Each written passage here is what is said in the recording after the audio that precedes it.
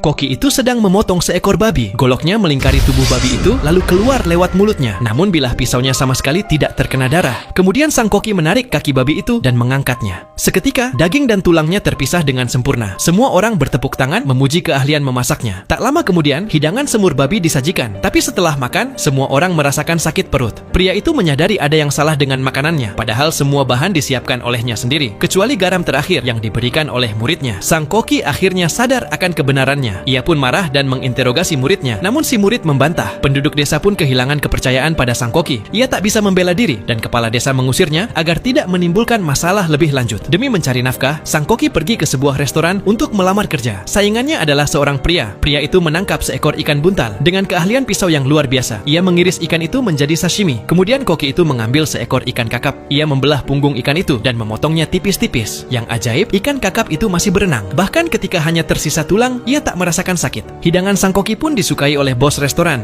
Pria tadi bingung. Ternyata sang koki menggunakan pisau es saat memasak. Pria itu pun mengakui keunggulannya dan bahkan meminta menjadi murid sang koki. Mendengar bahwa masakan sang koki luar biasa, kepala koki restoran merasa terancam. Ia pun menantang sang koki untuk berduel memasak. Yang kalah harus meninggalkan restoran. Kali ini hidangan yang dipertaruhkan adalah bebek panggang. Sang koki meminta pria tadi untuk menjadi asistennya. Mereka berdua segera menyelesaikan hidangan masing-masing. Seorang gadis mencicipi bebek panggang buatan kepala koki. Rasanya sangat lezat. Lalu tiba giliran hidangan sang koki. Gadis itu mengira bebeknya sudah dingin, tapi saat menyentuhnya, tangannya malah terbakar. Saat itu juga, bebek panggang itu mulai mengeluarkan uap dan aroma yang sangat menggugah selera. Ternyata sang koki membungkus bebeknya dengan gula malt untuk menjaga kehangatan agar hidangannya tidak dingin. Gadis itu mencicipi daging bebeknya dan terkejut akan kelezatannya. Kepala koki yang melihatnya ikut mencicipi dan hanya bisa menghela napas ringan lalu mengakui kekalahannya. Dengan penasaran, ia bertanya bagaimana sang koki memasaknya. Ternyata sang koki tidak menggunakan pisau sama sekali, karena jika daging bebek menyentuh pisau, seratnya akan putus dan teksturnya jadi buruk. Maka ia menyuruh muridnya untuk mematahkan tulang bebek dengan telapak tangan. Setelah mendengar penjelasan itu, kepala koki pun meninggalkan restoran. Dan begitulah sang koki menjadi kepala koki yang baru.